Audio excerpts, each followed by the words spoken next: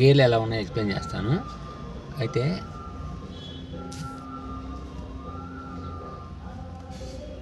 ఇది ఇంగ్లీష్లో ఒక లెటర్ ఏంటది హెచ్. ఇంకో హెచ్ని తీసుకొచ్చి దాని మీద కూర్చోబెడదాం. Okay okay.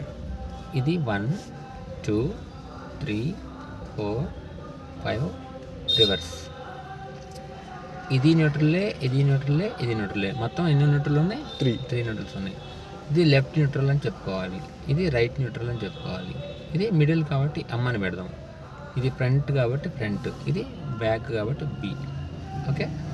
ఇక్కడ బాల్ అనేది 90 డిగ్రీస్ యాంగిల్ ఇలా ఉంటుంది ఈ బాల్. సో ఈ గేర్ వీల్ ఇది ఈ బాల్ ఎటు వెళ్ళాలి? ఫస్ట్ గేర్కి వెళ్ళాలంటే లెఫ్ట్ ఫ్రంట్ వెళ్ళాలి. లెఫ్ట్ ఫ్రంట్ అని చెప్పాలి. ఎవరైనా అడిగితే లెఫ్ట్ ఫ్రంట్ ఫస్ట్ గేర్ అని చెప్పాలి. మళ్ళీ సెకండ్ గేర్ వేసేటప్పుడు స్ట్రైట్గానే ఉంది కదా, స్ట్రైట్గా అనొచ్చు అనుకుంటారు, కానీ ఇక్కడ స్ప్రింగ్ ఉంటుంది. ఓకే. ఆ స్ప్రింగ్ ఏం చేస్తుంటే సెంటర్కి లాగేసుకుంటుంది ఆ బాల్ని. అందుకని మనం లెఫ్ట్ బ్యాక్ సెకండ్ గేర్ వేసుకోవాలన్నమాట.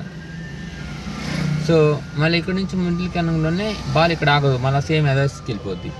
సో మిడిల్ నుంచి ముందుకు వెళ్తుంది కాబట్టి మిడిల్ ఫ్రంట్, మళ్ళీ మిడిల్ బ్యాక్, మళ్ళీ రైట్ ఫ్రంట్, మళ్ళీ right back, right back reverse gear. ఓకేనా?